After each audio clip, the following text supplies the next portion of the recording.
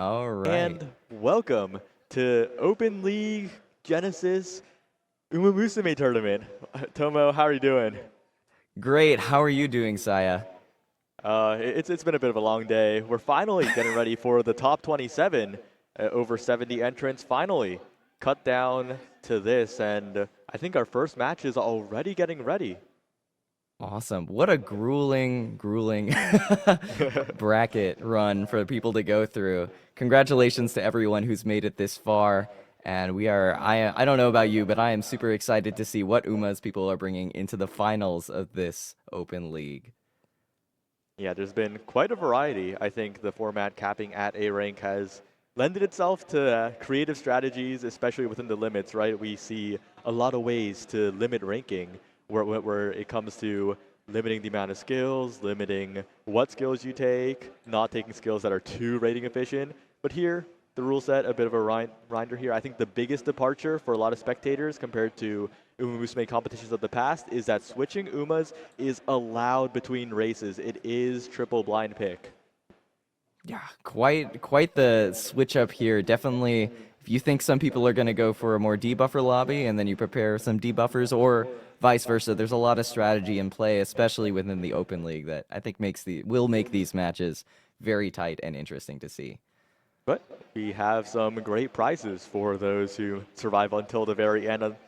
For the 3 grand finalists, no matter where they place, there is something. The most notable prize, of course, in first place, $300, an entire weekend badge to OffKai Expo, and that beautiful Tamamo Cross figure. Second place, though, is not without its perks. I think a lot of people have expressed that they would actually prefer this bourbon plushie over the first place figure. Yeah, I'm also eyeing that bourbon plushie. That looks quite cute, and I would definitely love to frame that on my shelf if I were participating too. But I gotta say, the OffKai badge plus the Tamamo Cross is quite the deal, and it's hard to get those kinds of things around. So absolutely incredible. Speaking of the OffKai badge, though, later this year, it's OffKai Expo, the tournament, and the group that did bring you this tournament at Genesis. It will be in this very same convention center in San Jose, July 24th through 26th. And you make sure to use Genesis X3. The code expires on Monday for $5 off your badge. Yep, you'll not want to miss this one. OffKai has been a great time. I've gone many times myself, and always a good time to meet fellow fans and occasionally some of the VTuber events, meeting your fellow VTubers or aspiring or even Oshi VTubers. So check it out if you haven't been before.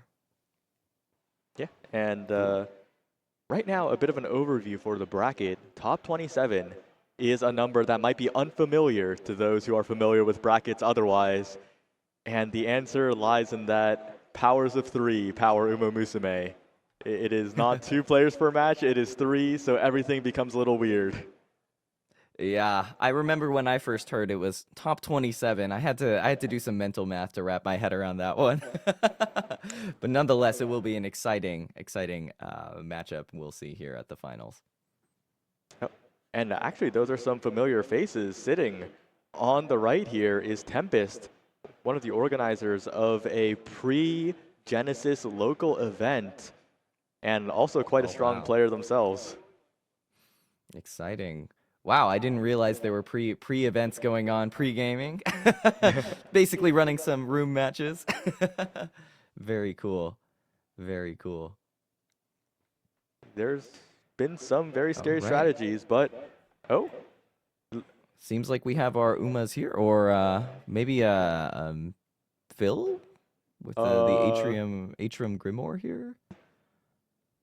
okay, so I'm getting word that this is indeed 2 players here. It's a 1v1 between Oh. Tempest and Lati Doremi, who is on the left in the camera. Take a look at the rosters, though.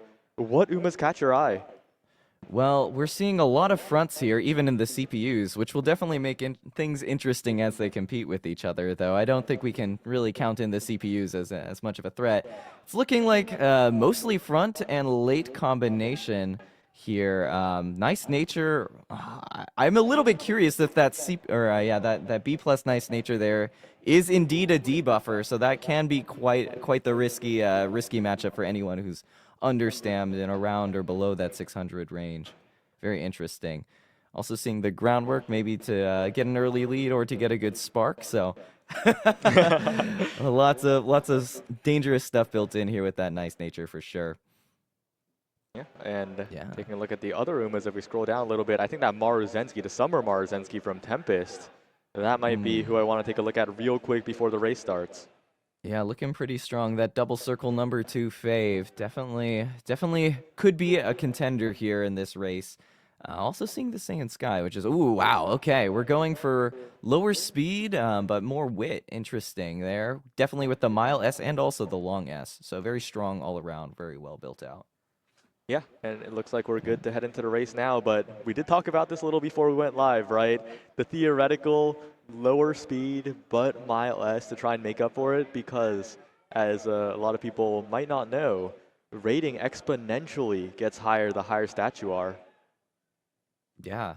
Also, dropping the speed down, allowing you to put more wit in, high roll your mid-game wit, your mid-game speed off of your wit stat a little bit higher is always a good thing when you're trying to compete for that first place Saiyan Sky ultimate position. So quite the valid strategy here combined with that mile S. We'll see if any of these lights can catch up to whichever front is able to hit it in this case. And there is quite a notable Uma as well, right? Mejiro Dober. That acceleration could be deadly if procced at the right spot. Yeah, we were talking about this beforehand. Those Umas with the built-in accelerations, potentially, especially in the late surger position, very strong. For the front runners, Saiyan Sky also an interesting pick. And the gates are open, actually. We see taking the lead coming off on both the Saiyan Skies and positioning them very well in the front. Definitely where they want to be. Got that spot struggle going on as well. Watchful Eye coming out, but the recovery's also solid, so those Saiyan Skies are looking pretty okay right now. Also the groundwork on the nice nature not doing too much there. Yeah, and this Summer Maruzensky, I think I'm a little afraid for. Taiki Shuttle's the one pushing up instead. Summer Maruzensky might be in a little bit of a pickle if this keeps up, as the Saiyan Skies are the ones in full control of that first place acceleration potentially. Yeah, we got that leader's pride into the fast-paced front runner straightaways and tail held high. Perfect combination of 3 mid-leg skills to push that Saiyan ahead. And if that Saiyan can hit that point 4, it's going to be pretty tough. But catching up with the escape artist is the other Saiyan Sky. Very tricky. That'd be number 8, Tempests. Very tough competition between the Saiyans, but it looks like it is going to be Lati Doremi's Saiyan Sky hitting the angling and scheming as the all-seeing eyes comes out. Yeah, and that's going to be that Saiyan Sky making a lot of distance here. It's all up to the backliners to try and take control. Taiki Shuttle might be a little bit too far behind, but is still trying in second place right now, but the gap is not closing. It's first place in full control. Lati Doremi with such a massive lead. The excel from the backliners is not quite there. The NPCs might have made it too difficult, and this is such a massive sweep in the first round of bracket. She runs out of stamina, but it's not enough.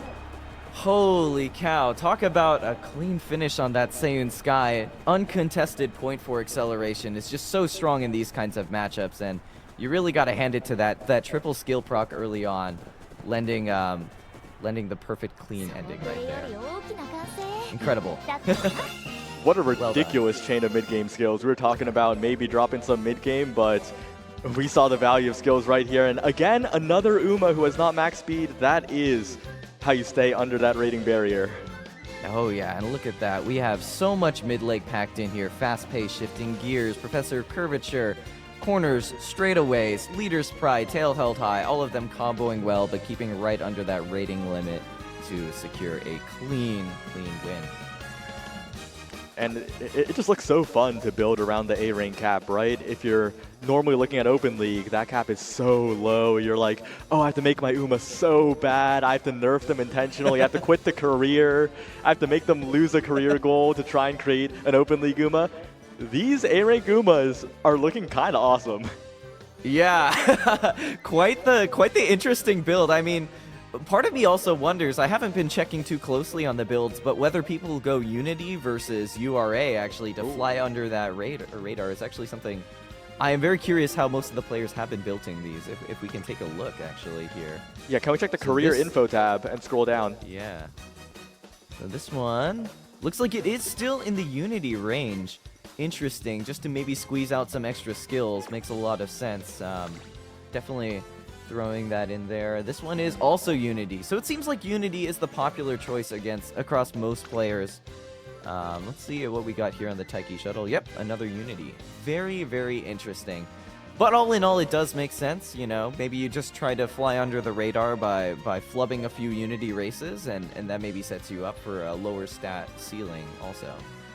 Yeah, and what especially helps, right, is that Unity Cup is better suited to creating well-rounded stats. And that's exactly what you want in a rating limited environment. A lot of those like lower stats going up to 600, that's like a fraction of the effect a cap at 1200 makes. Oh yeah, definitely. Especially when, on a course like this where it's mile, where we really want to just be teetering on the right amount of stamina, but not too much. Not really needing to overstam, not really needing to go for those gold recoveries. Trying to min-max that stamina range is super interesting, and it seems like a lot of the players have been thinking about that, both in terms of their debuff strategies and also their recoveries that they're taking. Looks like our next match is already setting up. This bracket is running quite efficiently, it looks like. Is this another winner's quarters? Winner's quarters. All right. Let's see. Will we get a 3v3 or not a 3v3? Well, I guess a 3v3 or a 2v3. Technically a 3v3v3. Oh, true. It looks like we are getting a triple loaded bracket here, if that's the right term. Players just setting up their Umas and getting ready for the next round here. Let's see what they all have brought to the table in this open league bracket here. Yeah, one of them is riding the chair backwards. That's an unusual position. I guess if you think about it, it's like riding your horse, right? You have like that's like the neck of the horse. It really gets you into that racing jockey mindset. You know, I respect it actually. It's a good idea. Personally, I wouldn't have thought of that tech myself, but I respect it for sure. Yeah, we'll see what their picks are when they get into the lobby. Actually, if the players can hear me, do you have any Uma merch you would like to show the camera? Oh yeah, flash it for the camera. If you guys got any goods ready to go. Okay, never mind. Oh, the camera is the URA sticker. Wait, that's awesome. That's awesome. Very, very cool. Oh my god, that is an awesome backpack. Is that a lunchbox there? Nope. Alrighties. Oh, we got the bracket for a second, and nope, we're still loading in. No worries. All good. All right. Yeah, will be interesting to see. That was quite the front-dominated lobby last time. I'll be interesting to see if in this nine Uma lobby, whether we are seeing more gamblers, more on the pace side, or if we'll also see a similar 4 to 6 front coming up. Yeah. What are your thoughts also if you had to build a team comp for this? Considering rating, considering what you need to win, what would your comp be? One front, two late, one debuff, one of each, or how would you approach this, Saya? Oh, that is quite difficult. I have to really think about that. I think I really like the strategy that Koyu mentioned, one of the participants, of using Keen Eye, the mile-specific debuff, to try and slow opponents down. I also like a big thing is that gold skills are relatively rating inefficient compared to a lot of cheap white skills. So packing like a few powerful skills, as we saw earlier in the bracket from Pix, Smart Falcon, who only had the groundwork taking the lead combo and then angling and scheming. So there's an argument to be made for that as well. Yeah, the question of always stats versus skills seems to be quite the balance here, and will be interesting to see which one of those is truly the winner. Stats versus skills. I guess it also depends. In the case of your lates, you probably want to go for more of the speed packing just to make sure you can catch up. And it looks like also we are into the lobby here. Would you like to take over the commentary on the Uma lobby here? Seems quite interesting. Oh, wow. I mean, Afro Dance Man, TM Opera O, Hishi Amazon, and a mysterious third Uma on the scroll bar in 8th or 9th.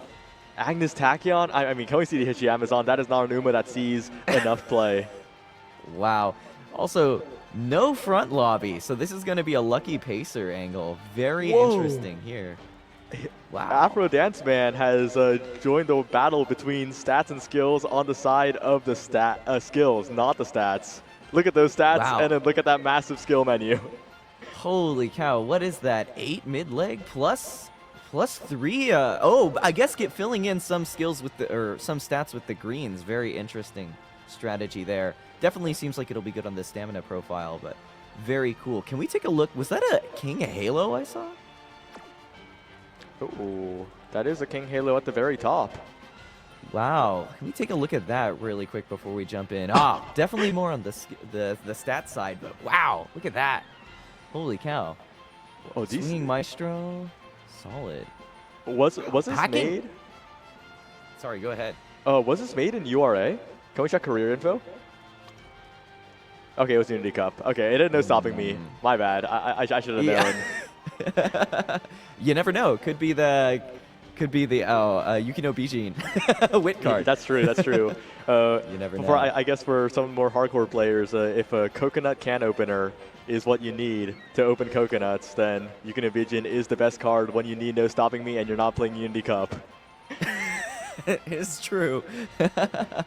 All right, looks like we're about ready to jump in here. So let's see of this late dominated lobby where how things are gonna play out. I'm especially curious about that lucky pace angle and what that will turn into, especially if there's no angling and scheming on the table. And also notably, 2 Christmas Ogre recaps. Not the terror that it is in uncapped tournaments, of course, because those recoveries will eat into your rating budget quite a bit. But a perfect festive miracle can be exactly what it takes to win. Of course, of course. And let's see, we have our Umas packing into the gates now. Number 1 fave, once again, Mejiro Dober, followed by Ogre Recap, number 2 fave. Looking to be SK on all 3, maybe packing on the stats line for this open league. In the 1, 2, 3, let's see if that will carry over into the standings as well.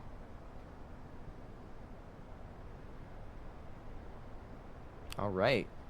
Looks like the gates are open. Would you like to take over commentary for these early legs, Saya? Sure. I think one notable skill here is the Uma stand coming out of the Agnes Digital, breaking that pace down mode, trying to get up in position, but if you push up too far, you'll be sent hurtling towards the back of the pack thanks to that same PDM. We'll see if those skills can chain together to create a reaction that lets you move up to the front of the pack with that late surger coefficient. But right now it's Mejiro Dober who is pushing up here, and that is really scary. A Mejiro Dober in the right spot, just far enough for that acceleration skill trigger might be what it takes to win it all. Look at her there. She's sitting around. I can't quite tell what that is. Is that 5th? Not quite in that, kind of in that perfect range. So maybe if she pushes up a little too far, it could be a little bit dangerous. But let's keep an eye out for those festive miracles and see if that will help those Ogres turn the corner and catch that humongous lead on the Agnes Tachyon right there. Right now, Agnes Tachyon in the lead, but the Christmas Ogres in hot pursuit. Agnes Digital, wait a second, that Agnes Digital's in 3rd right now and getting closer and closer to the 1st place. Nimble Navigator coming out. I also did see a no stopping me, also seeing the Excel go off, but that Agnes Digital is going crazy. Mild corners at the perfect time. It's hard with the angle, but I think the Agnes Digital is in the lead after that insane ult. Look at her go. Wow, what a clean overtake and a clean finish for the Digital that was able to proc their ultimate. Insane finish and insane Oshi pick right there, honestly. I respect it. Yeah, Agnes Digital, that's going to be KS, the one taking it in the 7th slot here. Really impressive. King Halo tried her best, but Agnes Digital got it done. Indeed, indeed. And then you see Mejiro Dober in that 6th, not quite where she wants to be on the final, but hey, OMG, the final sprint did make quite the splash on this final sprint here, so Hey, if it works, it works. Oh, actually, wait, this is super notable. You said unique skill, it's only level 2. Unique skills, every level contributes 180 rating. You want to keep it as low as possible for rating optimization, and this trainer really optimized. Wow, look at that also in terms of the inherits, Triumphant Pulse, Let's Pump Some Iron, but really that level 2 ultimate coming in with the no stopping me to really clean up the bracket here. Incredible, incredible build. Also looking at the stamina gamble here, we got standard distance, watchful eye. Seems like it was enough to pull through in this no debuffer lobby, but will be interesting to see if this kind of build will sustain in some of the more nice nature heavy rounds. Yeah, and of course, the 2 trainers who did not get first are not out. There's still a whole losers bracket to play, and maybe make it all the way into the top 3, but it's a longer journey. Indeed it is. Look at that, King Halo second actually, almost closing it out for Wako. Incredible. Wow, look at that power. Very much betting on that gambler play style, with also a very decent spread of mid-leg skills. A little bit interesting to take the focus here. Saya, any thoughts on the focus over other skills? The focus? I'll be real, I don't think that focus is doing all that much. Like, I'll just be honest, that focus was probably just taken because it was there. Yeah, I could see that. Late's not especially known for needing that early skilled proc and also that some of that early gate luck, but you know, sometimes you have to take it and hope you can get a good spark off of it in case you're building something later, or just take it because you have the skill points. Though interesting, maybe in open, it's a bit of a risk to let those extra skill points actually go into a real skill rather than just expire. That's true. Quite the gamble. You got to make every single point matter, and so far we've seen on stream 2 players who are making it into the winner semis. I think the rest of them are happening as we speak off stream, so we'll have more updates for you shortly. All right, I guess while we're still on the screen, we can browse through some of the other... Oh, never mind. Oh, we're back. Oh, we're back. Yeah, let's take a look at that Agnes Tachyon that was holding it in the lucky pace position. Unfortunately, couldn't quite clutch it out. The no stopping me not able to trigger from the first position. But Poor Plancha never goof up. Also very strong if you're going for the overtake or some of that final straight speed. Head on also very solid, but unfortunately... not able to hit it. I also believe this is a final corner acceleration zone, right?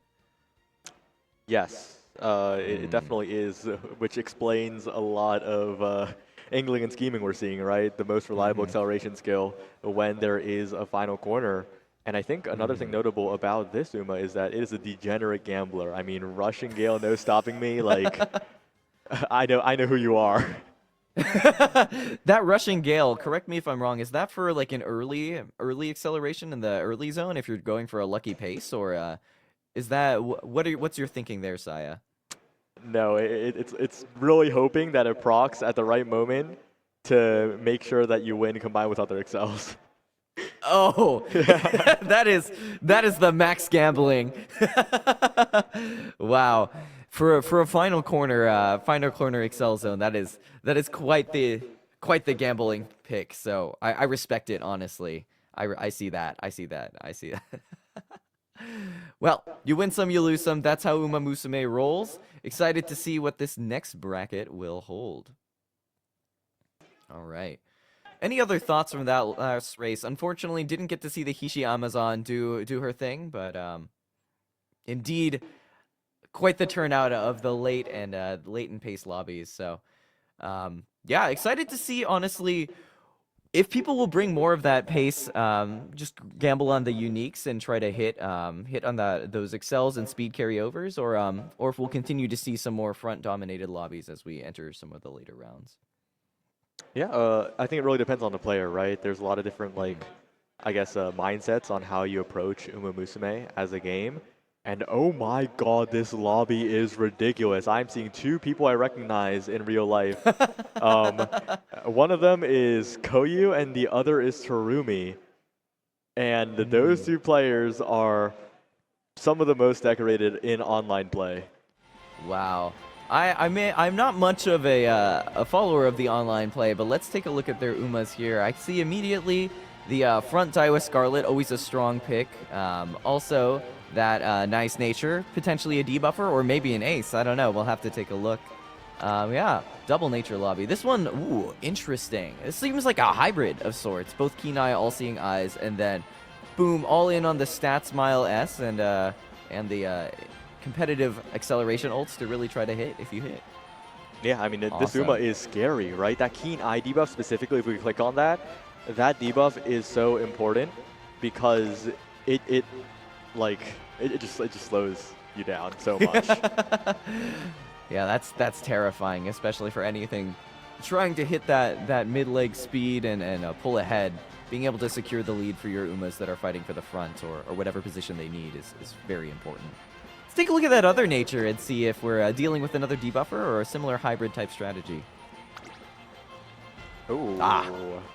Yeah. Can we scroll down a bit? Okay. Oh, Not indeed. a keen eye, but wait a second. Did Terumi just like take this from like a different CM and just plop it in here as a filler? Because this is not like a medium track. Hey, I mean, you gotta do what you gotta do. If you need 3 Umas, you need 3 Umas. Let's take a true. look also here what Jack has brought to the table. I see a Sakura Bakshin and also a Gold City. Very Oh, curious, Gold City. is that Gold City also going to be in the Keen Eye Alley? Ooh. Late. Indeed it is. Wow. This is going Sha- to be quite the shatterproof as well, sorry. So Go ahead. I don't believe in Shatterproof. I'll say it right now. I don't believe it, okay? It is a mid-race acceleration after all, but everything else about this is definitely an Uma that can win. Yeah, holy cow. Yeah, look at that speed. Definitely in on the stats profile. And she is running, sorry, if we scoot back a little bit, she's running late or pace? I would assume, running late, but the Shatterproof is a pace skill, so that's a little unfortunate, but that's okay. Honestly, that Let's scroll doesn't down change and anything. All right, yeah, let's see what we got in this race here. See who the favorites are. I didn't quite catch it on the last screen. We'll have to see. All right. Opening into our Kokura 1800 mile right, Winter Firm Sunny. Let's see which of these trainers will be able to take the win here in this next round of Open League. Looking to be a battle of survival, honestly, between the heavy debuff lobby and also some strong both late and front runner ace builds. So we'll see who is able to survive all the stamina debuffs and the speed debuffs and come out on top. Looking number 1 fave, Terumi with the Ogre Cap. All right. And the gate isn't open yet. Oh, there it is. Dodging danger coming out from the Daiwa Scarlet. Pretty good to get that lane movement. Unyielding Spirit and Groundwork proccing a little late for her, unfortunately. But the Prudent maybe getting her to compete with that Bakshin. But looks like Bakshin will be the one taking the center here. Keen Eyes coming out from pretty much all the Keen Eye missiles here. Professor Curvature also for the Gold Ship, or not Gold Ship, Gold City, helping her get that positioning. But looks like despite all those debuffs, Bakshin still holding the lead in that first position. Definitely going to be strong also if that Daiwa tries to catch up as she procs that that ultimate. Now Daiwa in the second position, I'm a Daiwa Scarlet believer. If she hits that second to first place Excel plus no stopping me at the first position, that could be absolutely deadly. And there she goes. As I was saying, holy cow. This is pretty good timing, maybe a little bit early. But the Festive Miracle also coming out from the Ogre Caps. So it looks like that Daiwa Scarlet will have some competition. Oh, but the Moving Past and Beyond coming out from the Ogre Cap, the red shift, no stopping me. That Ogre Cap is taking off. Would you like to take it over from here, Saya? I mean, what is there to take over? That Christmas Ogre does what she does best. She gets the perfect Festive Miracle. She gets the complimentary excels. No one is even close to her right now. It is a done deal. It's domination. It's Christmas Ogre as Jack makes a huge upset. Absolute terror on the turf. That is the Christmas Ogre Cap coming in first place. Once again, beautiful display of if you hit, you hit on your gamblers. And wow, that was definitely a hit. Despite the excels coming out and the carryovers potentially from the other Umas there, definitely destruction by Jack. Oh my god, wait. Interesting. We should have looked at this Uma first. Is Jack the greatest of all time? Getting a negative skill is the one greatest thing you can do in Open League. And there is Spring Runner X. This is not Spring we're playing on. It is perfect. Absolute mayhem here. Also, look at that. The absolute stamina over what is needed. Easy enough to clean it up with this. For double circle firm conditions, full in on the stats. This is kind of the beautiful combination of the two things we talked about earlier of packing a decent amount of skills while also packing quite the stat profile. Also interesting to note the Turf S rather than the Mile S. Definitely coming in combination with that insane acceleration from moving past and beyond. And this puts two sharks in the water in the lower bracket. It's Open League, but it is no less scary for these trainers, especially as, unfortunately, they have only one life left. Quite the upset here, definitely, as we send two monsters into the lower brackets. We'll see if it is another kill on each other in the next round, if they're in their loser brackets, or maybe we will see another upset coming out. Wow. But that is quite typically the Ogre cap, Christmas Ogre play. If you hit, you hit. And when you hit, my God, do you hit. Holy cow. Yeah, and with that is a lot of the winner's quarters done, I believe. And wow, have the next players already sat down? This is moving. We are certainly moving past and beyond into this next round of the Umamusume Genesis Open League. Let's see what these players have brought to the table. We have the Seiun Sky, or not the Seiun Sky, sorry, the Smart Falcon Oshikatsu going on here. I respect it. Holy cow. Yeah, where can I get me one of those? This lobby also features two very well-known online players. Of course, the one in the Smart Falcon Happy is Pick, who actually earlier on, Toph, the caster who was on earlier with Sopralto, he was asking Pick for recommendations on a Smart Falcon to use for the Sprint CM. That's how you know that guy is an expert. Wow. Yeah, I am excited to see. I'm assuming there is a Smart Falcon lying in the brackets or in the gates here. So excited to see how that will perform and also do against these other monsters in the open league. Yeah, and all right. On the far seat is H-Jax, who has been pretty active as well, so also a player to look out for. But in the middle, of course, do not underestimate the player that I do not recognize instantly because they have a 100% win rate so far. Oh, holy moly. Lati Do Remi, once again, back in the bracket here. Holy cow. Yeah, 100% win rate is quite the insane run. Let's see what we got here in terms of the Uma. Not 100% win rate in the bracket. Like 100. I meant like if I didn't hype them up beforehand, so far they've won. You know, so. So Pick and H-Jax. Pick and H-Jax have the premium caster curse right now. I understand. Well, looking at this, we have another triple Nice Nature lobby. Quite terrifying for anyone riding in the low end of that stamina bracket. But look at that, keen eye, all-seeing eyes, and a lot of white skills. Definitely quite the threat for anyone who is trying to pull out and get in the lead with those hesitant skills there. Let's take a look at some of the aces. Smart Falcon. Yeah, let's take a look at that Smart Falcon. Oh, okay, wow. Look at that power, wit, and this is exactly what you were talking about with the bare minimum skills. We got the groundwork, the 3 triggers. We pray that taking the lead procs, and we go. It's really funny too. Wit. It's so funny because if you just look at the stat line, you're like, oh wait, this is like not horrible for a graded Uma, right? Like without a cap. Right?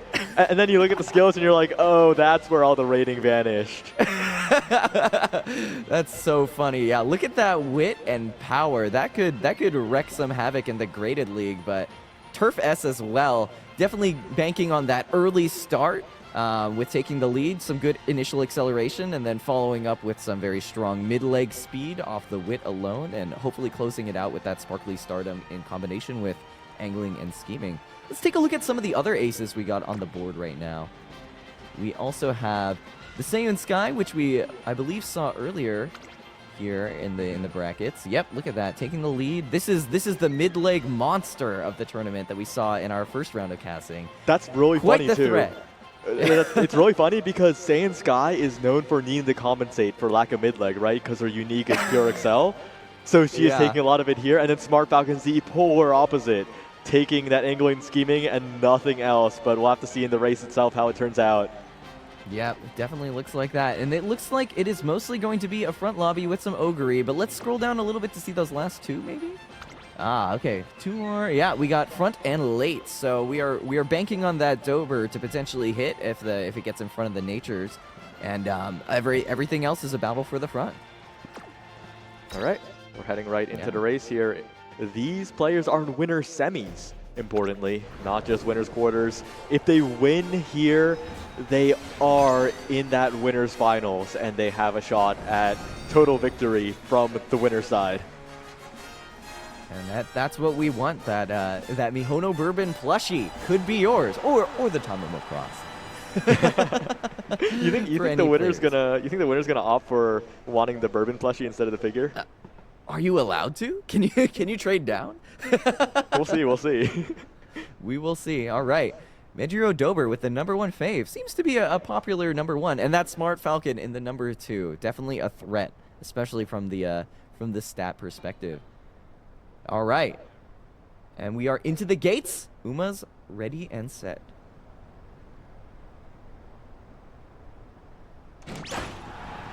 And we are off. Would you like to take over the initial leg, Saya? Yeah, I mean, this initial leg is so awkward because, like we have both noticed, this start delay is ridiculous. Like, we are holding on the gates being closed for way too long. But as you mentioned in the last race, it's Keen Eye City right now, and I don't mean Gold City. We don't see her, but her spirit lives on from her support card, which was used to give Keen Eye to all of these hybrid Umas who are trying to debuff each other to slow them down. Right now, my eyes are on that Smart Falcon. These other frontrunners need to contest, or else this Uma specialized for winning from first will get it done. There's the Sparkly Stardom, and now everyone is in big trouble because angling and scheming is on the table with that monster stat line. And look at that, the Maruzensky not quite able to catch up even after the summer ult proc. Smart Falcon very confidently holding that lead with that strong wit skill, high rolling potentially. Oh no, the Kiss for Courage actually coming out now. Interesting. Seems a little delayed, but will she be able to catch up to the Falcon? It doesn't look like it. Eyes on the back of the pack, moving past and beyond, coming out from the nice nature in #6 here. But Smart Falcon still holding that lead. All-seeing eyes, potentially. Whoa! The Wait, nature ult! Dude, these all-seeing eyes are big trouble. That Smart Falcon does not have an excess of surplus stamina. These debuffs could be the end of this Uma, but she has the lead for now. Summer Marzensky coming up on the side. She has more recovery to speak of. Will the Smart Falcon slow down? Will the Smart Falcon slow down? The nature also coming up, but The Smart Falcon still manages to hold it on. She ran out of HP at the end, but it was enough to hold off the Marzensky. That was such a close race. H-Jax almost had it, but it's Pick with the optimized Smart Falcon, who is advancing to the winner's final. And it seems like another round of stats versus skills, where this time, interestingly, the stats taking an incredible lead early on, and just being able to hold on to that, even with the lack of stamina at the very end. What a close one, though. That nature was really coming up with the moving past and beyond, and her own ultimate, but not quite able to close the distance there. Looks like Pick with the win here by 1 1/4 lengths. And not just the nature that was competitive, right? The all-seeing eyes we noticed on the corner, they almost did enough to do this Smart Falcon in. Yeah, wow. All of them triggering at the right timing to really knock down anyone in the front. But looks like it wasn't quite enough. Let's take one more peek at that Falcon stamina and see how she was able to hold on there. 670. 6'7". Quite a quite solid. Yeah, barely able to hold on. Also noting the right-handed and front-runner Stabby pumping up those 2 critical speed and wit stats even more, holding on to that lead. Incredible, incredible finish by the Smart Falcon Oshi player here. Turf S. Terrifying. Wouldn't want to see that in my lobbies. Yeah, it's been a rough couple of CMs for Smart Falcon fans, but the CMs now are Smart Falcon's playground, right? After suffering it long, if you're an Oshi player of Smart Falcon, you got Sprint, you got Dirt, you are feasting. Yeah, holy cow. Yeah, I'm also building up my own Smart Falcon for this CM. I haven't done my races yet today, but quite the demon if you can get all those turf sparks. Oh my gosh. I haven't done my races either. Yeah, I remember Cancer Cup. She was the #1 threat around. So it's good to see her back in the brackets. Yeah, and just filling time until the next group of players arrive. Speaking of other notable Falcon players, there's actually a free-to-play player from South America who is the only reason why Pick isn't the most notable Smart Falcon player, actually. Wow. South America, that's quite the distance to travel out. Okay, well, they didn't make it here. They didn't make it here. Like, they're purely online. Well, they're probably cheering, but they're probably cheering Pick on, so. I understand. Yeah. Wow. Yeah, free to play in this game is quite the achievement. I would not have been able to hold on to my free to play status in this game. The temptation is too strong. Yeah. Wow. But yeah, to fight it out with the bare minimum support cards you can get is quite admirable. It looks like we have our players seated here. Let's see. Any familiar faces on your side, Saya? I've definitely talked to these players at least once. I do not recall their names right now, but the guy sitting in the far chair. I know that guy. Wait a second. I think they won Open at the in-person like pre-local whatever event. Right? Ooh. Verify that. You're singing from the speaker. Can you like thumbs up towards the camera if that's you? Oh yeah, my memory is not failing today. Nice. All right, we got the merch here. That is Dansu Flame. Oh, how cute. Oh my gosh. Dansu Flame, long from the global, but ooh, Manhattan Cafe, not so long from the global. Oh man, are we gonna see a cafe on this mile track? Could be quite the upset. That would be a little crazy, but I think Dansu Flame reminded me. So they took a screenshot of us before we went live, right? And I tweeted it out as like the live with Uzuki Tomiya for Umamusume Open Top 27 at Genesis, whatever, that tweet. Have you seen the Dansu Flame like peace sign and then like flash and then emoji gif? No, I don't think I have. Well, you have. Wait, you gotta look it up right now. You gotta look up like Dansu Flame gif, and it should show up. Dansu Flame gif. Okay, let's see. Wait, the chat recognizes it. Wait, I think I see it. It's super low quality. Oh, yeah, there it is. The piece. Wait, that is the cutest thing I've ever seen. Oh, I love that. Not the emojis that go with it, too, at least on the Reddit post that I'm looking at. It's absolutely adorable. Incredible. All right. Are we, let's see. I lost my screen here looking at the meme, but looks like we are not quite in on it yet for the brackets. But oh my god, that is so cute. Let me retweet that post right now, actually. The Dansu Flame piece. You think my rabbit is also kind of doing a little piece here, meep piece with the ears? Same vibe. Mm-hmm. Same silhouette. But we're looking at the lobby now, and I think my eyes are on the vodka, an Uma that we have not seen much of today, but we're seeing a lot of it here. Look at that. Max power, max speed, all in on the stats. And just gambling on that Bofa, honestly. And the moving past and beyond to really survive on the stamina or be safe on the stamina and also just secure that acceleration for late game. Very interesting. Yeah, and solid Uma here for sure. Keep in mind that this unique skill is also level 3, right? That is one level chopped off of the normal leveling. Usually it's like 1 plus 3 to make 4. True. So every little bit of plus 180 skill points to work with helps. It's very interesting too in strategy wise. You don't want to 5-star your Umas in some ways. Yes. This is actually an interesting strategy. I think a lot of people will hate me for this, but I've looked a lot into like rating optimization, and that also includes rating minimization. For Harurara, all one stat. The minimum stats for like a 2-star Harurara is like 125. But if you have a 1-star Harurara, then it gets even lower. So like there's a lot of interesting evil things to be done in this game. Incredible. Let's see what else we got in the lobby here. I'm seeing Christmas Ogre late, and is that only one front Summer Maruzensky? And on Epic Robot's side. Wow. This is looking to be a uncontested front, but maybe quite the scary backline for her to battle against. Let's take a look at that Maruzensky's skills and stats real quick to see if she has what it takes to stand up against the back. So this is looking like an interesting build.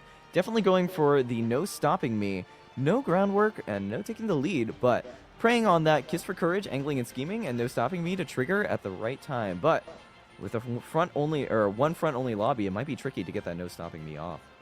This is a Numa that is pretty similar to Pix, right, from earlier, just focusing on the win condition. In this lobby in particular, though, no stopping me is a little bit concerning, right? There's not much to NSM off of, so that might be an issue. And you mentioned like the uncontested Maruzensky.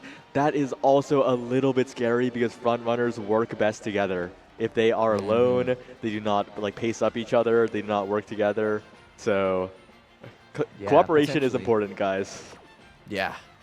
All right. It looks like we're ready to hop into the race here. Let's see what the bracket or what the gates will hold for us in this backliner-dominated lobby. Also interesting to note, only one nice nature. So maybe not the debuff fest that we're used to seeing, but certainly one of these gamblers will hit the Mejiro Dober moving past and beyond. That will be definitely interesting to see if the Ogre will be able to contest that, or if the Maru will also be able to hold on to that lead in the front. Quite scary. Another interesting thought that if Ogre is able to overtake, Maru could still proc NSM. Could be quite the interesting turn-up if we hit that line, so to speak. That is... But, yeah, go ahead, sorry. That's definitely a possibility here as we wait for the gates. I'm not going to be baited into waiting for these. I'm going to keep talking. I'm continuing talking here. That's the latest gate open that we've seen so far, and we're off. It is going to be the Summer Maruzensky despite the lack of groundwork and taking the lead indeed here. But... for how long is the question, right? Those Christmas Ogres hot on her tail.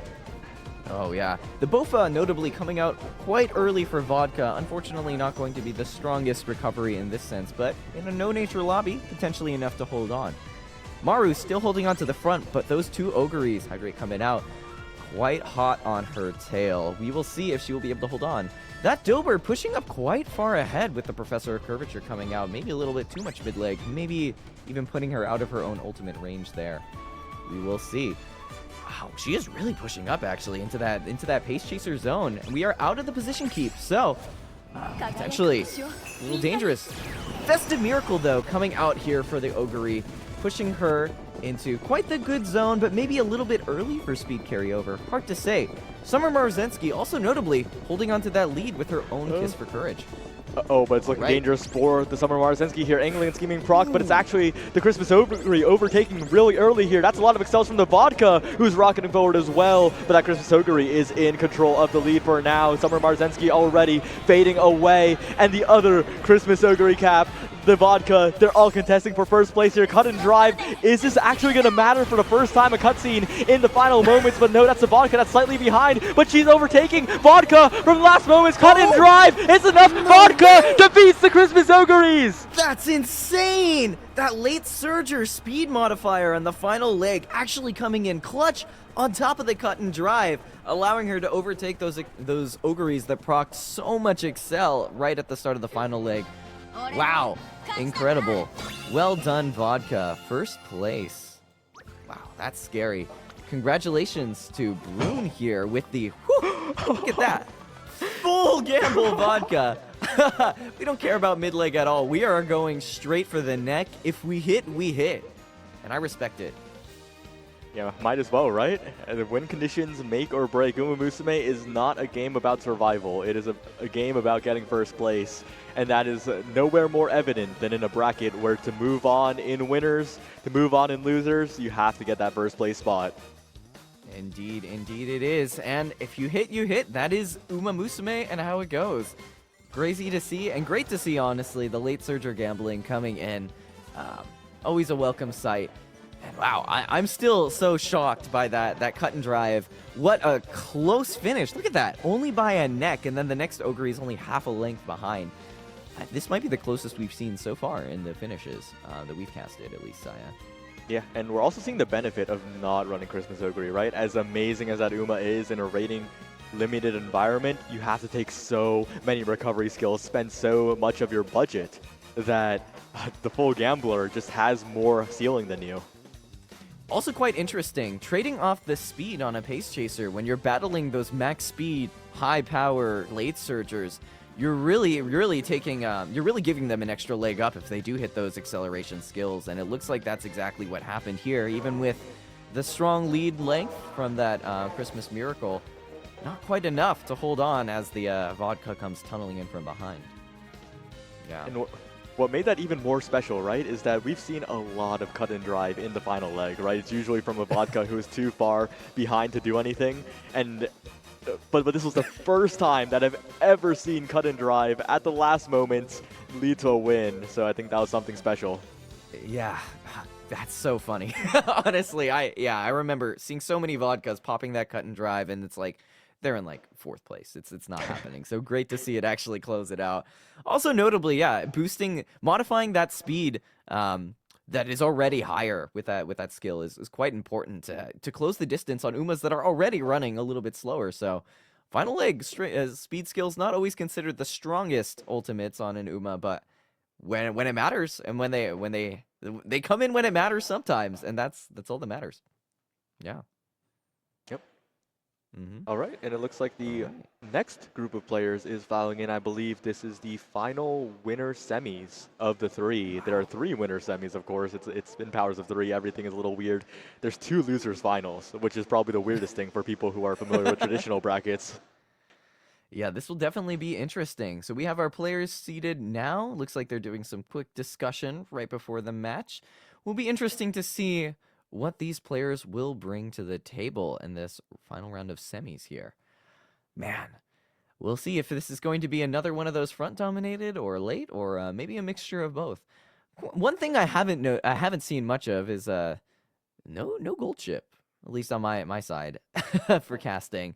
No gold ship, not much on the end closer scene. Makes sense. Not so much for straightaway spurt needed, but Still interesting. End closers with that speed modifier can potentially be dangerous to help make up for the lack of stats some might have. That is pretty much like the entire reason, right? Like there's a reason why in the upcoming Mile Dirt CM, end closers are preferred over late surgers, and that's because straightaway spurt is good there, and then you'd prefer being an end closer. But on this track, like you mentioned, the lack of final straight being viable does mean that end closers are a little bit disadvantaged. Indeed.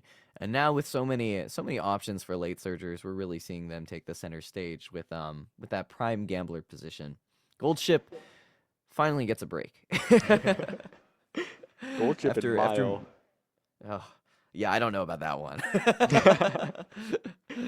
Oh man. But yeah, I'm excited to see what we have up ahead. All right.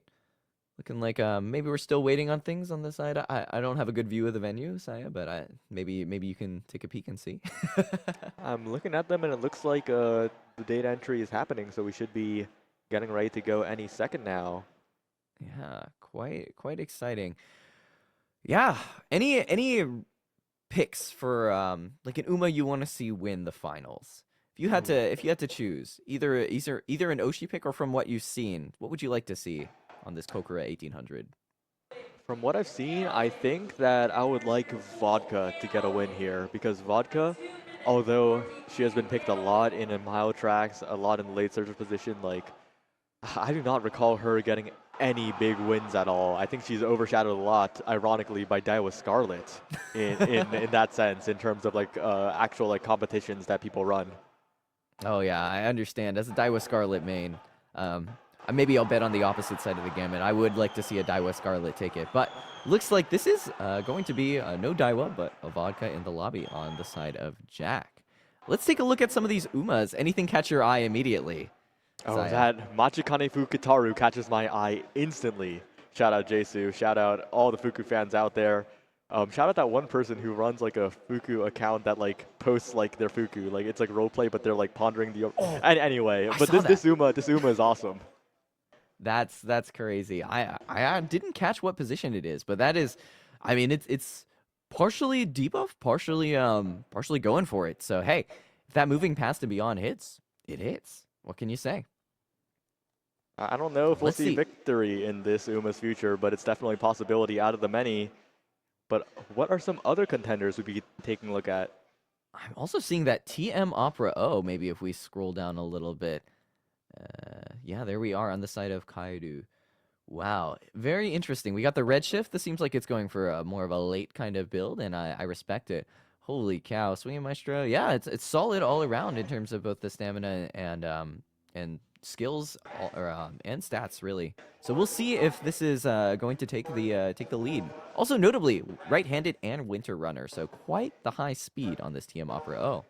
Yep. Maybe she will be able to barricade her blessings. I don't know if that's how you say that word. Combined with the Mile X, yeah, they're definitely a huge contender. I actually want to check one of Enki's Umas. The #1 favorite, Mejiro Dober, and Enki, actually a player that I mentioned earlier on before the stream started for this block. This is a player that's like been actively like rushed by online top players, being like, "Oh, you're winning too much. Like, you gotta talk to us," you know, like not in the cyberbullying sense. In this player is like crazy good, and this stat line tells the tale, right? This stat line is looking really legit. That is insane. Look at that power. Look at that stamina. All in and high wit. Still in the 600 range with Mile S, right-handed, and Winter Runner. Alongside the Nimble Navigator and Umastan. Two very key skills. Going to be potentially very deadly if she can hit that moving past and beyond. But as we start the race, don't forget Jack. We didn't talk about Jack too much, but that is a player who has actually like sent said players that I've talked about into the losers bracket already so far. So definitely a contender. That Christmas Ogre could do it if she hits the gamble. Yeah, and in Christmas Ogre, you can never really count her out. And we will see if that will continue to be the case. Also, the vodka on the side of Jack could potentially make your vodka dreams come true in this finals round. Yeah, All right. More vodka fans need to show up too, because when I talk to like Artist Alley vendors, the artists, they're like, vodka's such a cool character, but no one buys vodka merch. No. Yeah. All right. We have our Umas into the brackets. The El Condor Pasa. Also an interesting pick in the #4 fave slot, front and center. We are going to see as the gates open on this Kokura 1800 race course. And runners are set. And looks like we have a double XL coming out from the Maruzensky. Pretty solid. Though it looks like this is once again going to be a single front lobby. So let's see if the Maruzensky will be able to hold on to that lead or if she will get overtaken earlier on than she normally would as she's alone in the front.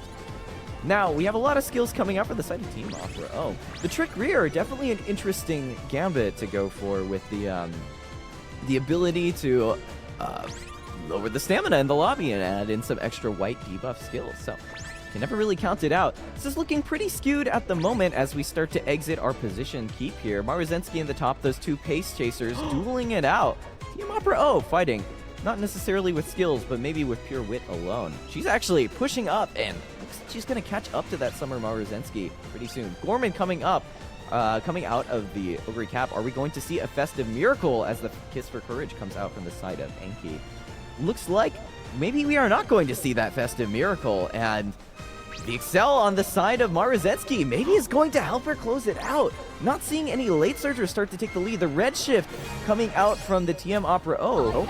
Alongside her ult, it's cut off on my side, but the Bar Carol of Blessings coming in. Maybe she will be able to catch that Maruzensky, but Maruzensky holding the lead there. Wow, look at that.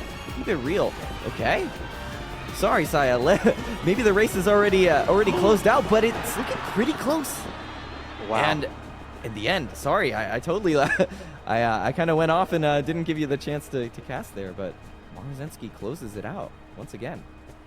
And that is not a common occurrence, right? That solo front is such a difficult position to win with. But the player that was promised, Enki, finally a player that I hyped up wins. Guys, like I'm like 1 for like 9 right now. Wow, the damage of that Maruzensky is quite. It speaks for itself. When you hit that Kiss for Courage into the angling and scheming, and no one else hits excels, I mean, what can you do, really? And quite surprising, honestly, to see none of the gamblers quite hit their gambling. But as in the full sense of the word, if you gamble, you win or you lose, and you can't really control it. It's Umamusume for you. Yeah. So. None exemplifies that fact more than the Fugitaru, right? Machikane Fugitaru in the #1 gate, position-wise in this lobby did not do too well. And that's because I believe she was exactly 6th in the Excel zone, but I think she missed her wit check for her Excels. So that Fuku did not end up doing too well. So unfortunate. I was really hoping to see her pull through and pull out of there, but quite unfortunate. It is what it is. And as we're looking at the bracket here, first time actually seeing the bracket. Any thoughts here, Saya? I mean, this makes a lot of sense. Terumi, a player I hyped up, getting it done, moving into the losers finals. If you win your losers final, you are guaranteed in the top 3. You're guaranteed in the prizing because grand finals is a lobby of 3. Pick, Brune, and Enki will be playing in the winners finals. The 2 losers will feed into the topmost slot in those 2 losers finals and meet 2 other players coming from losers. So it's going to be a tough competition either way. This winners finals does not guarantee you top 3, unlike in a normal bracket. Interesting. Yeah, it's quite hard to wrap my head around, honestly. I mean, I maybe wasn't the strongest math student, but the grand finale spots definitely look like they'll be a little tough. So the winners finals will feed into this losers finals? Yeah. Yeah, okay, interesting. And then that will feed into the grand finals. And we will see who there will take the crown, or maybe take home the Mihono bourbon, so to speak. Oh, and Very interesting. It looks like Enki, who just won, is back, fighting against Pick and Brune for that grand final spot. Wow, back to back. No rest for the wicked, I guess. See if that Summer Maruzensky will be doing some damage once again. Yeah, and all right. These 3 players. We have our players. Yeah, they're so notable too, right? Like a Pick I've been hyping up for a long time now, but Enki has showed up in the bracket itself and really impressed. And Brune, of course, battling through the winner side is a difficult task.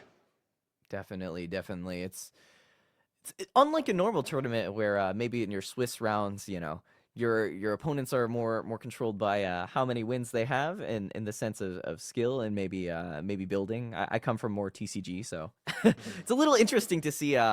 You know, as you travel up the winners bracket, maybe it's more of a battle of luck than. Well, there's definitely some skill on the player side as well. We can't discount that, but it's quite amazing to see how much luck does come into these races. Yeah, even though the skill helps build up to the luck with the skills you take and the way you build your Umas. So, yeah, looks like we're here. It's kind of similar to if you built a deck in a card game and then it played itself. You know, like instead of you piling it. So the deck building is important here. Let's take a look at Brune's Umas. I think I want to look at that Ogre Cap. Yeah, looking strong. Once again. Ooh, Redshift Festive Miracle. Preying on that late at Redshift activation, always solid.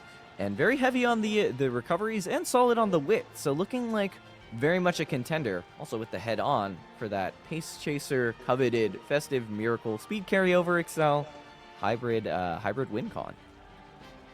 Yeah, this is definitely a contender, but we can't forget about the vodkas, the mini narrative that I'm trying to push, guys. Like, vodka can do it. She might be against Umas that are stronger in kit than her, but she can do it.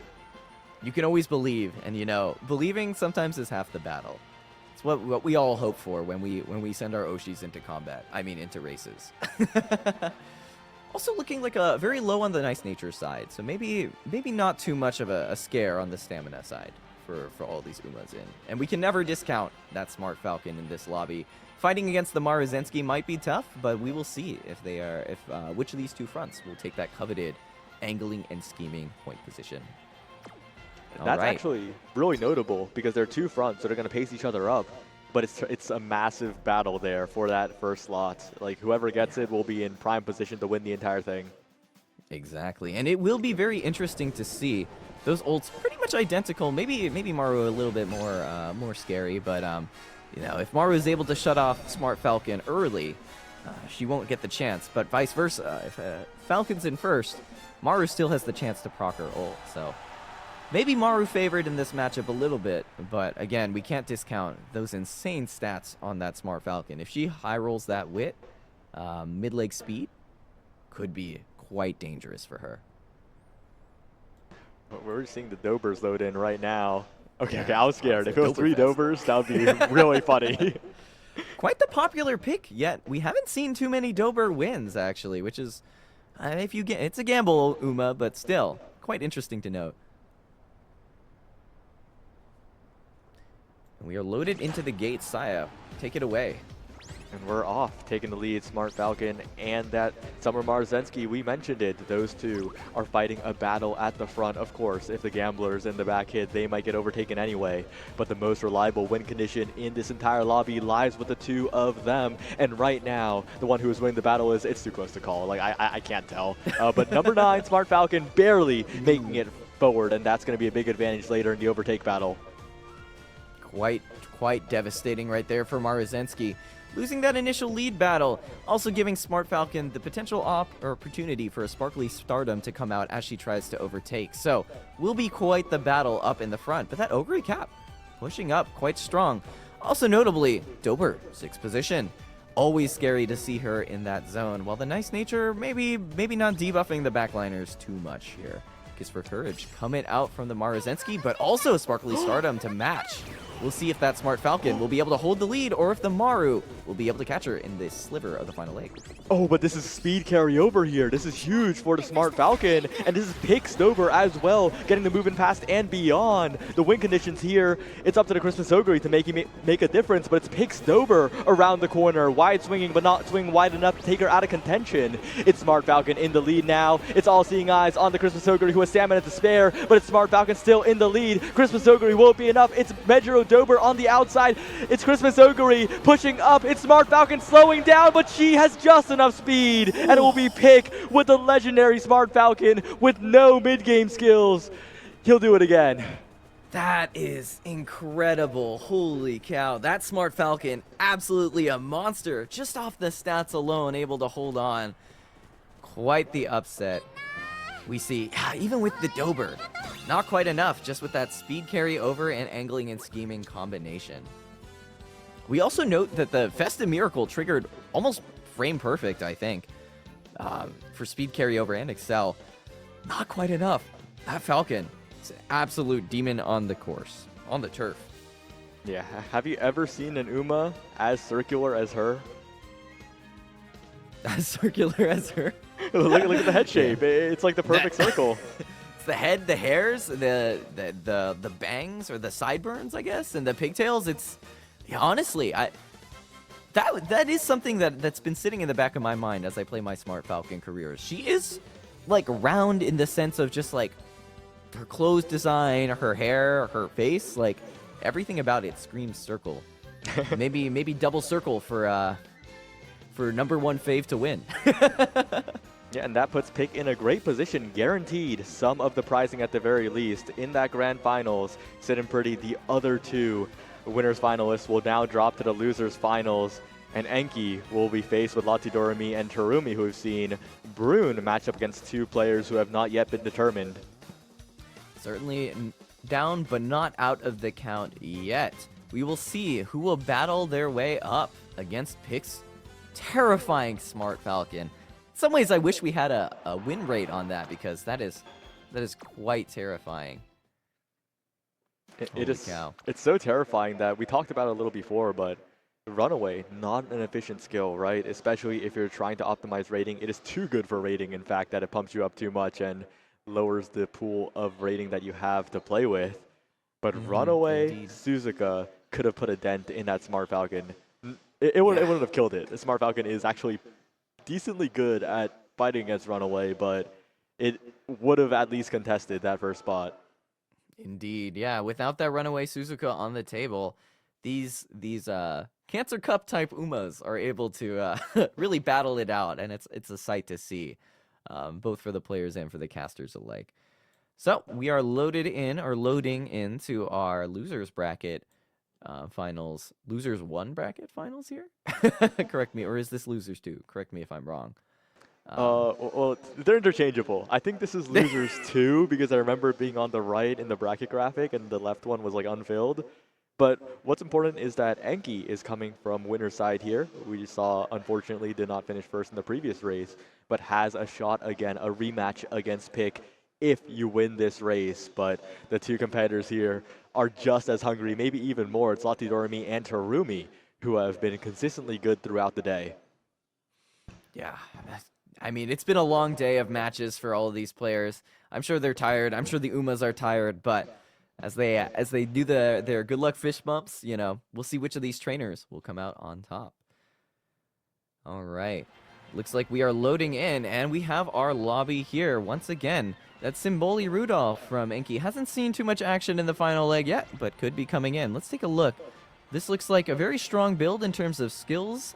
Skills pushing up those stats. Mile S, solid stamina, and very fast overall. So quite the force to be reckoned with if we can hit that double Let's Pump Some Iron moving past and beyond. All right. Let's see what else we have here. Also, Lottie Doremi. Also very strong with that nice nature combo alongside double front Taiki and Seiyun Sky. Always a force to be reckoned with if that Seiyun Sky will be able to hold on to the lead. Lastly, that Daiwa Scarlet also from Terumi. Putting this quite in a front-heavy lobby, so to speak. So we will see which of these fronts will battle it out, or if that Symboli Rudolph and others, and Mejiro Dober will be able to fight for the back. Yeah, all three of these competitors have big win conditions, obviously, this late into this bracket. And it's actually quite interesting.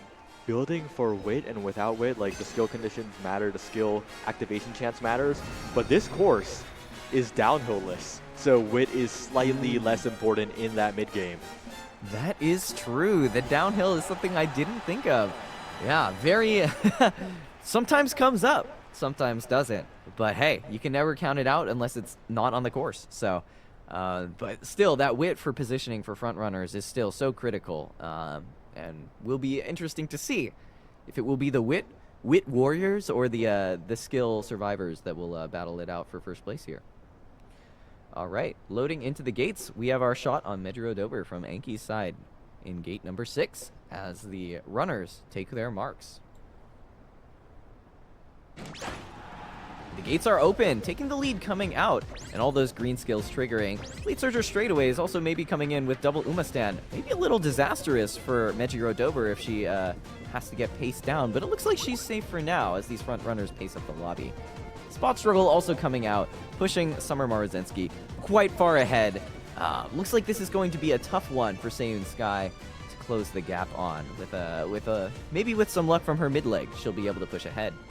Maybe the triple skill proc, as we saw in our first match. And look at that! The Professor of Courage are coming out, pushing her ahead of the Summer Maru. And this could actually be quite terrifying if she manages to hold on to that lead for long enough. Yeah, the two contenders I have my eyes on are that Sans guy who just got first place, and also the Mejiro Dober, who is currently well positioned here, barely in 5th place. There's the kiss for courage. Can KFC retake first place is the question, and the answer is looking like a very hesitant maybe. It's very little distance until the final spurt, and right now it's angling and scheming for that Sans guy. Oh, but the Mejiro Dober moving past and beyond also comes out at the same time. This is going to be a 0.4 excel. Battling it out. She is hot on the heels of Maru. Is she blocked? She might be a little bit blocked by the Maru. Leaving Seiyun Sky. Uncontested. Nope. She's completely blocked. She slowed to a crawl, like she arrived right behind the Maru. She completely stopped, but it's still going to be enough. She was blocked. Fast. She was blocked, but she still won. What a turnover! The moving past and beyond with that late surger speed modifier. Absolutely devastating for this Seiyun Sky. Blocked, honestly not doing too much for her as she takes an outer lane and just overtakes all the Umas by a whole length and 3/4. Absolutely devastating, but very strong Uma overall. That was Right. ridiculous. She slowed to a Enki. halt. She ran right Holy into cow. Summer Marzensky and Enki. Okay, wait a second. Enki took first and second. This was scripted. Hold on. Like the Measure of Hold Dover on a hero story, second. like the Measure of Dover clutching up didn't even matter. Wow. Also to note that Maru was able to overtake the Seiyun in the final leg. Can we pan over to that Seiyun's stamina actually real quick? I'm curious if that was this deciding factor. 600. Maybe in the nice double nice nature, single nice nature lobby on the side of Lati Doremi. Little bit tough to survive, honestly. A little unfortunate there. Maybe the Moxie didn't quite come out at the right timing. Yeah, the nice natures, all-seeing eyes, not the greatest hit rate on that skill, right? It whiffs often, but if it hits, you are in big trouble if you're inching very close to the stamina requirements, and that's what we saw here. Part of me wonders if, in a world where that all-seeing eyes didn't go off or did miss the Seiyun Sky, if she would have been able to hold on even against the Dober, that might have been the deciding factor, honestly, in the real battle of the point 4 excels between those two. But still, congratulations to Lati Doremi and Terumi, not quite placing in the top 3, but making it into the top 7 at an event with 70+ entrants in real life at Genesis. That is still something pretty impressive. Congratulations to both of you. That is quite the achievement. 70+ players is quite the number, especially for a tournament and an in-person event of this size. So awesome to see that, and especially in the first of its kind of, in terms of in-person events. Hats off. You've made some great Umas, and it was great. It was great seeing your runs. But we're seeing Brune come back here for Losers Finals, along with Tempest, who we mentioned earlier, and a new challenger who we have not seen on stream for our block. It's Shu. Shoe. One shoe for each Uma's hoof, I guess. Quite the interesting name there.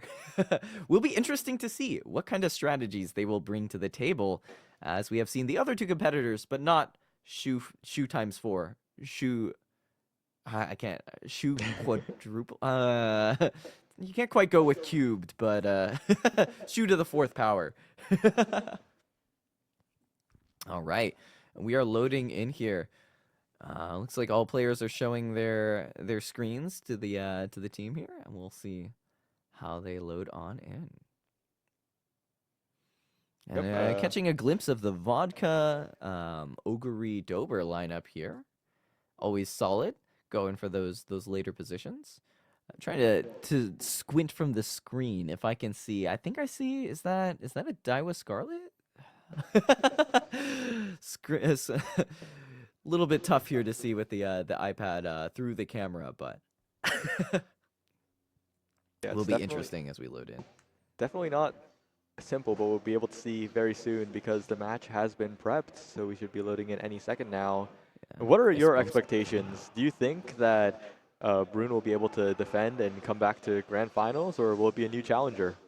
I think it will all depend on the Umas, Saya, and how they fare. Let's see what... Oh, we're jumping straight in. We got the runners here. Brune here with the Ogre, the Mejiro Dober, and the Vodka. I would love to see that Vodka come back in. But in this late lobby, will be tricky to fight for that coveted gambling position. Also to note, triple front. Brune with really betting on that late surger strategy. We will see if he will be able to fight up against these monsters at the front of the pack, or if he will fall behind. I would say my hopes are on that Vodka once again. Let's see it. Oh, it's actually a quad front with Saiyan Sky from Tempest here. So will be quite the paced up lobby. Let's see if those lates can catch up. Yeah, I believe in Vodka, but it will take a lot of good fortune for that to be the case. There are a lot more obstacles in her way, especially with these front runners as strongly appearing as they are. Or in a lobby like this, not something that we see too often. That is true, and we also have 4 fronts to pace, so that coveted 6th position is going to be quite hard to hit for the gamblers. But you can never count them out, you know. Rushed, pace down, something could always happen to one of those runners in the front of the pack that could open up a window for our gamblers to hit. All right. Let's see what the race has for us in store here in the Losers Final, Round 2 of Open League Kokura 1800 Turf. This is going to be an interesting one. front-heavy lobbies really depend on the mid-game, and we know that some people have been overloading on it, some people have been skipping on it. It's going to be a battle between ideas here for that angling and scheming. Indeed it will be. Also to note, it's all the same front runners. It's either Seiyun Sky or Maru, so we will see if betting on that heavier acceleration or betting on that mid-leg ult will be the play for these front runner Umas. But yeah, you can never count out Christmas Ogre. Number 9 fave, Vodka here. I certainly the fave in my heart for this race, and we'll see how these Umas will fare as the gates open. You made a terrible mistake. You said the gates will open, and now they're No, going to stay closed. I did it again! Oh, there they are. Oh, taking the lead, coming out from 4 fronts.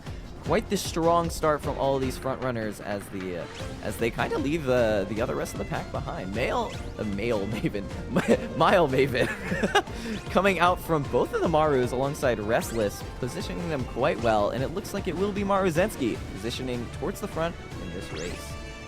Very strong. Swing Maestro also coming out. Looks like in this natureless lobby we won't have to worry too much about stamina, but we'll see if that comes in handy at all, as Rush is always around. Seiyun Sky positioning in second place with that escape artist, but maybe not enough to catch up as we enter the Kiss for Courage territory for these two Summer Maruzenskis. And oh, wait, that's Seiyun Sky. Kiss for Courage to defend. Tempest Summer Marzensky successfully defends against that overtake here and remains in first place. There's the Christmas Ogre from Brune, who is looking to try and zoom up the standings. That's number 1 on the mini-map, but still in 5th place for now. We're heading into the Excel Zone. That is dangerous timing on that Festive Miracle for that speed carry over. We'll see if she is able to hold on. On your left actually coming out, but also Redshift and Head On for the Christmas Ogre. Let's see if they will be able to close the gap on that Summer Maru, who just has such an insane lead at this stage. Oh, that Christmas Ogre. She's not going to make it. Marzensky's running fast and further towards the finish line. Marzensky. Jesus. She closes it out. It's Summer Marzensky. Her swimsuit straps holding on strong as she clears in the first place position. Wow, once again, the angling and scheming and the position of that front runner is just too strong, and Tempest, is it? Closes it out again. That first place Summer Marzensky finish. Very, very well played. Yeah, well played indeed. And also congratulations as well for Brune and Shu making it this far in such a packed tournament, honestly. Loaded with some of these terrifying Umas running around on the turf. So, hats off to all of y'all. It's been a great run. That really does show the strength of front runners, though. They do have the most reliable win condition, right? All of these late surgers throwing the dice, hoping to hit a nat 20.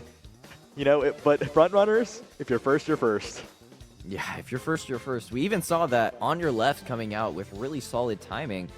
Wasn't quite enough to catch up with that combination of the length lead from being a front runner and the angling and scheming coming out from Maru. It's in a lobby where we don't have to worry so much about stamina. It's definitely scary. Yeah, absolute clean finish. And also to note, this is a 4-front lobby, making it even harder as those front runners compete against each other for those late surgers to catch up. Maybe underspoken is the length, not only the positioning, but the length lead that that initial mid-leg competition builds for the front runners. But that does determine our top 3 here. It's going to be Tempest, Pick, and Enki. 3 players we have followed throughout this entire bracket here. Familiar faces to some. And it's going to come down to this one final race to determine who gets which prize. If we could have the pricing graphic back up, the pricing is quite significant. Yeah, all of these players gunning for one of the 3 of these, or maybe one each of these. Going to be quite interesting who the Mihono Bourbon will go to. Also, maybe we haven't talked about it enough, but that 3rd place, Meisho Doto, is that a fan? I can't quite tell from my angle, but I think it's a keychain. Oh, a keychain. Very, very cute as well. She's goofing up a little bit, even though she never goofs up. Speaking of the first place prize, though, OffKai Expo Weekend Pass. That is a lot of money you're saving if you're already planning to attend OffKai Expo. And if you're not already planning, might as well plan. It's the VTuber convention coming up later this year by the same people that made this tournament happen. Get your badge now with the discount code Genesis X3. That code expires very soon, so now's the time. Indeed, indeed. If you like VTubers, OffKai Expo is the place to go. Known for its wide range of talents that they invite every year, along with some insane concert lineups that I'm sure will not disappoint this year as they never have in the past. So, excited to see some of you guys at OffKai if you are going. Oh, it looks like a bunch of people have stood up in support of the players here. If they could like inch to the left a little to show up on camera, that would be awesome. Oh, guys? yeah, I can't see it from my side so much, but we are loaded in. If you're cheering, move to the left so you show up on camera. No? Okay, my bad. Sorry for asking. Or over more towards where the chairs are, you know. That'll be great. Oh, right. I said left, but it's, oh my God. Oh, it's right. It's right. On your right. On your right. It's not on your left. Not on your left of skill. On your right, the forbidden skill, minus 0.2 acceleration in the late. But this, the late leg. This is the grand finals here, and this is the race for all the marbles. This is going to be the Umamusume of all time here. Open League, Kokura 1800, Winter, Firm, Sunny, Right Mile. We'll see which of these three trainers who have battled it out tooth and nail for this grand finals Open League competition will take home the crown of the Genesis Open League Umamusume #1 trainer. Yeah, can we actually take a short peek at every single Uma from top down? These are the grand finalists after all, so we better say a few words from Smart Falcon all the way to whoever is in that 9th gate. I believe that is, yeah, the same guy in that 9th gate. Let's see what we have. This is the decorated Smart Falcon, all in on stats and the bare minimum skills to give her the lead.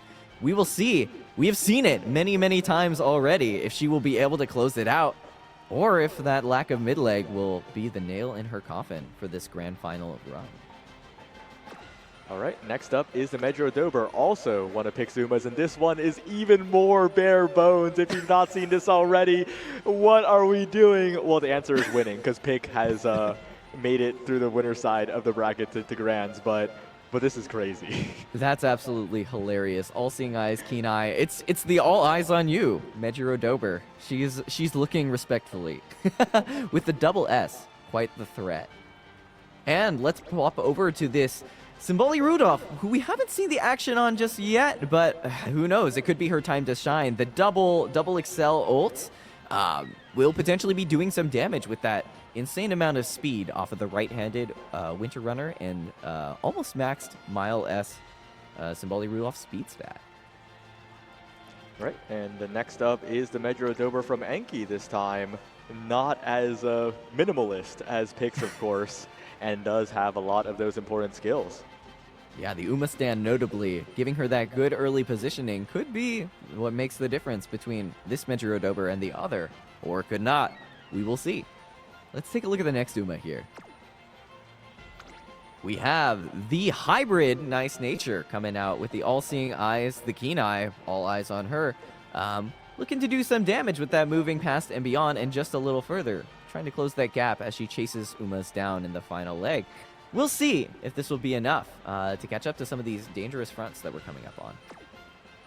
Right, and Medro Dober, but this time Tempest, the speed not maxed, but importantly, plenty of Excel to get to that top speed as fast as possible to steal that first place away in the final leg.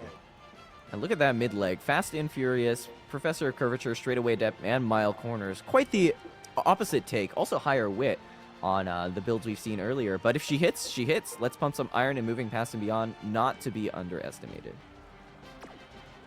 Right, and there's the Marzensky from Tempest.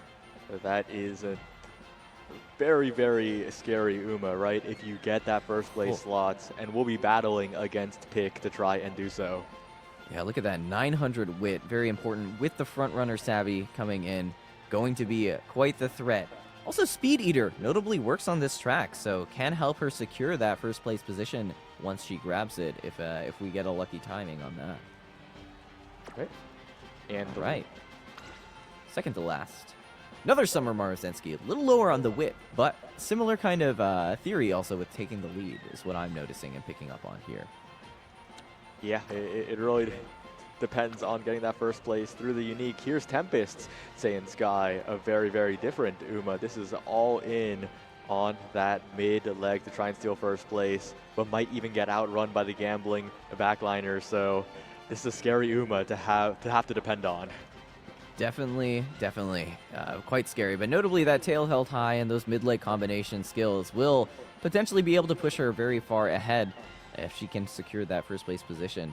Notably, can we check on the Smart Falcon's wit one last time to see, of these front runners, which has the highest wit in this battle, and what will really come down to in the finals? Right at the very top, it's Smart Falcon, 812. A good amount, but not the highest. Not highest. Very interesting. All right. Looks like we have our runners quite understood here. It looks like it will be very much that battle for the front and maybe that battle for 6th place in the back. Which Dober will take it? Or the Rudolph? Or which front will hold the lead? Will anyone be a match for this terrifying Smart Falcon Oshi pick? Or will it be the Summer Marus, the legendary meta pick before the global server?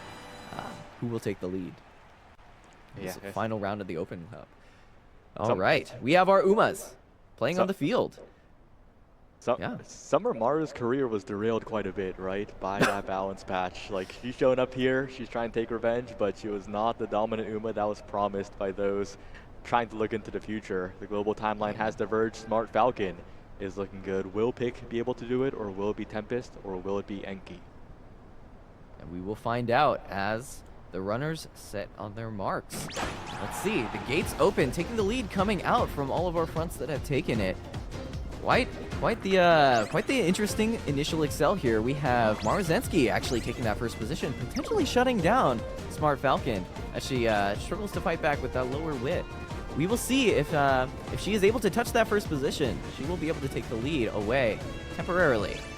But looks like that Maruzensky is holding on to it quite strong. Will be tough for Falcon to regain in this position as both the Marus are well positioned for their Kiss for Courage to go off. The Smart Let's Falcon. take a look at the backside. Saya, any commentary on the back of the pack?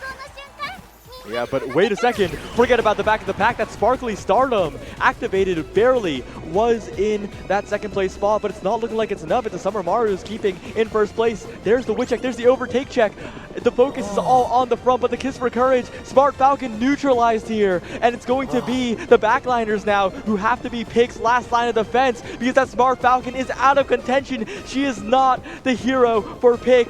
She was a hero for the entire bracket up until this point, but there's moving past and beyond. There's Enki. Enki's moving up. Shooting forward. Holy cow, look at that acceleration on the Medjugorje Dober. She looks like she's a little bit stuck behind the Maruzensky. This is a familiar story, but as they round the corner, she takes the lead. Is that what I'm seeing? The Medjugorje Dober overtaking both of them. I don't know whose Medjugorje Dober that is, but she is coming in hot, and she is taking a clean finish on the Kokura 1800 here. It's Enki. Wow. Enki number 4, that's the Medjugorje Dober that does it, and it was the Summer Maruzensky's that let her defuse the Smart Falcon. What an incredible performance, what an incredible composition from all these players.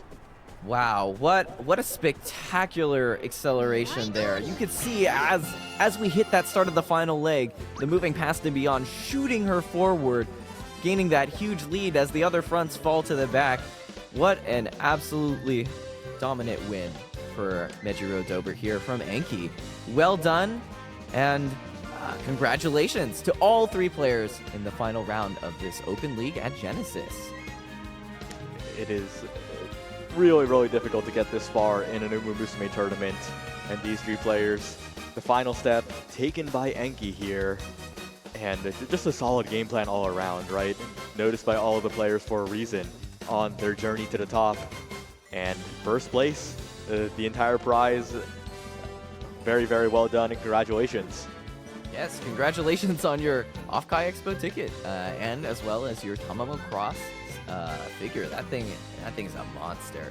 Also notably, Tempest, the 2nd place here.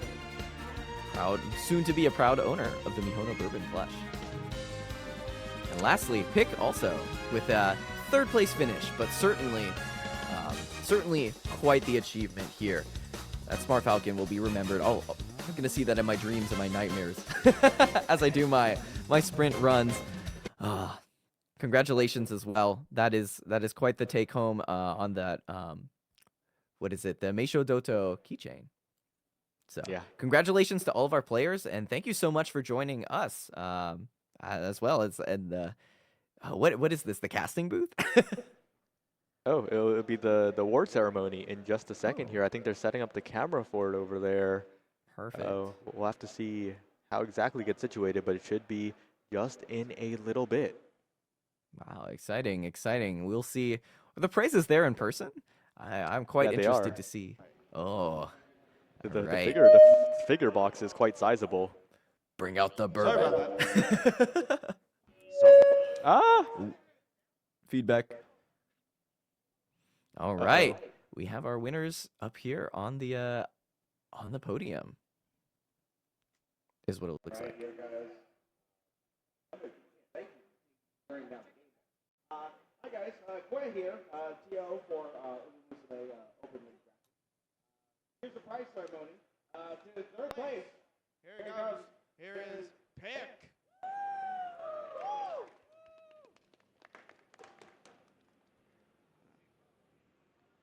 Alrighty, again, a little medal there too. Some gold to take home. Alrighty. Say hi to the camera. Yeah, show the Falcon. Show that Falcon. Alright, and to second place. I say hello to Tempest.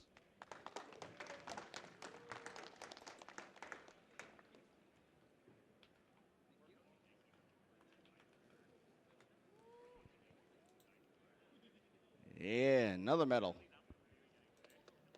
Tempest, everybody.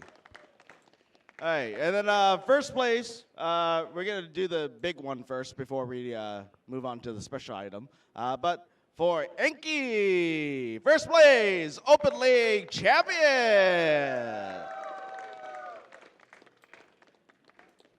And nice little terminal cross figure to take home as well. And second part, you got to give him that gold.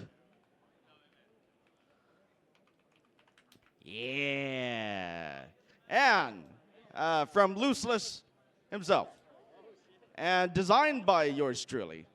Our first very own Umamusume Open League 3D printed trophy. Open League champion to Enki. Yeah. And that's all for it, folks. To all of us here, day one, Friday, Genesis. Here it is again, Enki, your first place winner, Tempest and Pick, second and third, in a field of 77 players. Yeah, that's going to be all it from us. Winning concert. Tomorrow is going to be Graded League. Please tune in here at 10 a.m. It's going to be a big one. It's going to be at least double the size, double the players, double the fun. We'll have also weather announcements around 9 a.m., so please stay tuned to our social media. And with that, with myself here and the whole entire team, we will see you guys tomorrow, day 2.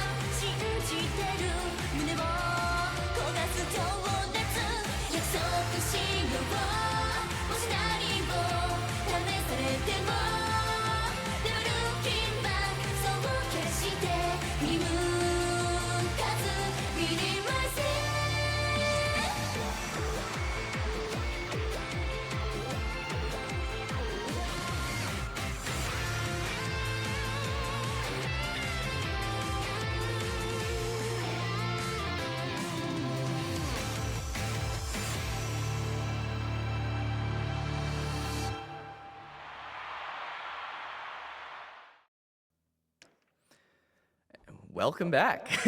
Here we are. What did you think of that live concert, or winning live concert? Quite funny to see the nice nature in that third place position right there. Yeah, Yeah. she didn't win, but she was an important contributor to the overall did. victory. But Mhm. that is going to be it for the Open League broadcast today on OffKai. So, any last words before we disappear? Yeah, thank you so much again for joining us. It's been a great run. Seeing our Umas compete and seeing our trainers also compete.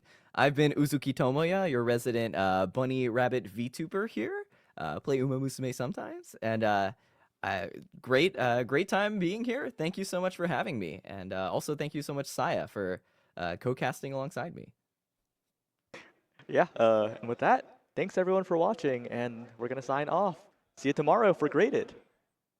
Yep. See you all tomorrow. Thank you so much. Have a good one. Good night.